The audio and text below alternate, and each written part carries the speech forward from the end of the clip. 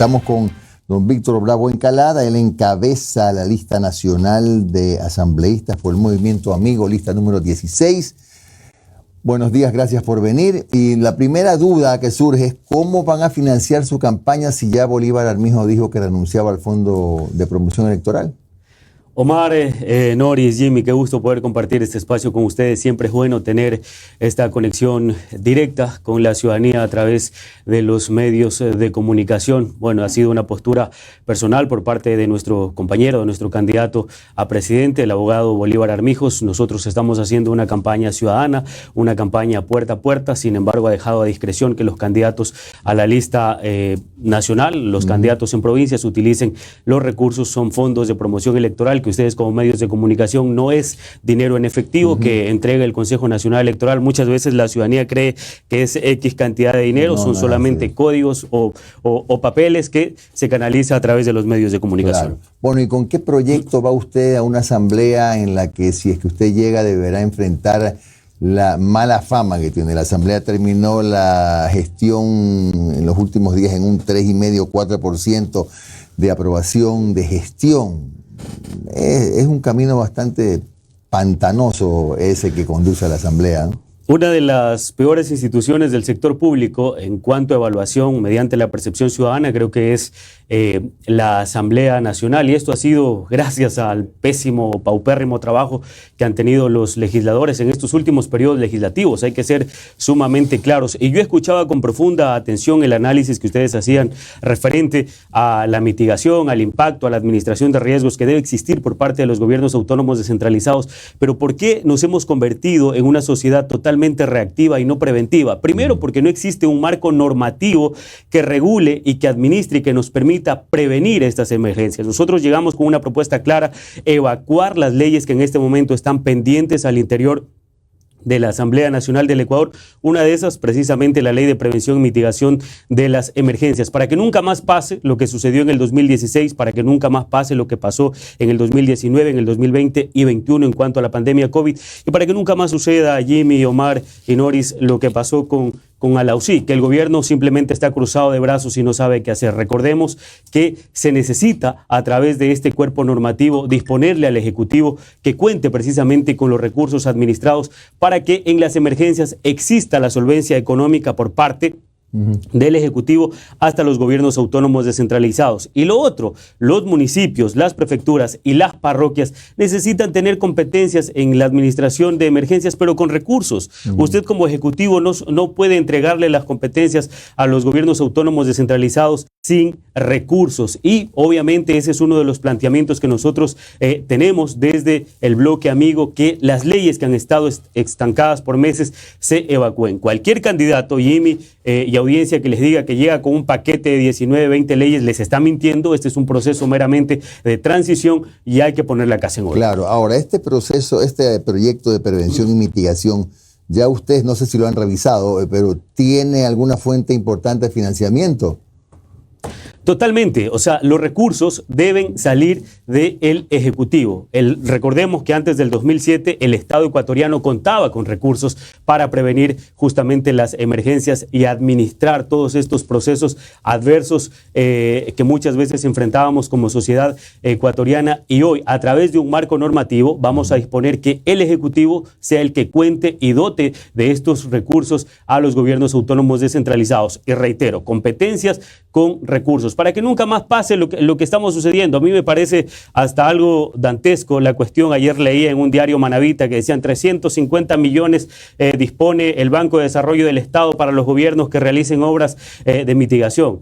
Jimmy, usted ha sido autoridad seccional, usted sabe cuánto cuesta acceder a un crédito del BEDE, toda la tramitología. Hasta eso ya toda la sociedad ecuatoriana, al menos todo el litoral ecuatoriano, ha sido afectado por el fenómeno del Niño. O sea, entonces hay que ser un poco realistas con la situación que vive el país. Señor candidato, ¿cómo está? A ver, desde la Asamblea, nosotros también repetimos muletillas, ¿no? Que sí, que las peores asambleas de la historia, que sí, que por ahí así, si ponemos sobre la balanza lo trabajado por la Asamblea versus el gobierno, gana la Asamblea, aunque usted no lo crea. Se lanzaron más de 40 y pico de leyes, pero bueno, esos son criterios personales. Pero en el caso que usted llegue al legislativo, ¿cómo ustedes desde la Asamblea pueden obligar a que el Ejecutivo trabaje, porque yo le pregunto, ¿qué tiene que ver la Asamblea con que el señor Arosemena no afloje la plata para comprar chalecos antibalas, por ejemplo?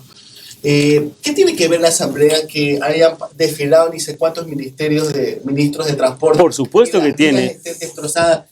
¿Qué tiene que ver la Asamblea que el año pasado el Ministerio del Interior no ejecutó pero ni el 10% del presupuesto? ¿Qué tiene que ver la Asamblea en eso? Pero lo que sí tiene que ver la Asamblea es en fiscalizar al Poder Ejecutivo para que haga lo que tiene que hacer. Totalmente de acuerdo, Omar. La Asamblea debe fiscalizar. Hay un par de honrosas excepciones en los periodos legislativos que han pasado.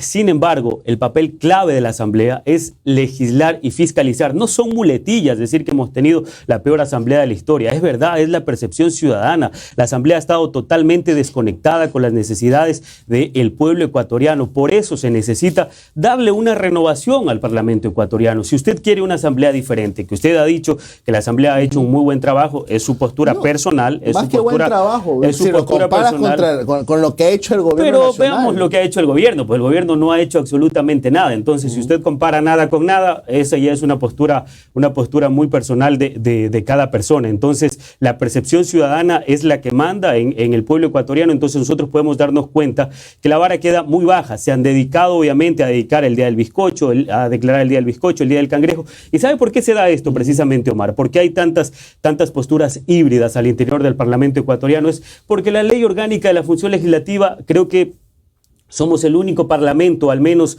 a nivel de Latinoamérica, que le da 5 opciones a los legisladores al momento de tomar una postura. Sí, no, en blanco, abstención, y los más pilas al momento se ausentan. Los más pilas se ausentan. Entonces yo creo que es el momento de reformar la ley orgánica de la función legislativa para que obviamente el pueblo ecuatoriano sepa quiénes están a favor y quiénes no están a favor. Usted vio cómo sucedió el tema del juicio político, quienes en su momento dijeron sí y al otro momento se ausentaron, cambiaron de postura. Entonces, cuando existen estas 3 últimas opciones, es que se da paso a que el hombre del maletín recorra los pasillos del legislativo. Ese tipo de situaciones se tienen que cambiar. Reitero, el pueblo ecuatoriano debe saber quiénes están a favor y quiénes no están a favor del desarrollo de los 18 millones de ecuatorianos.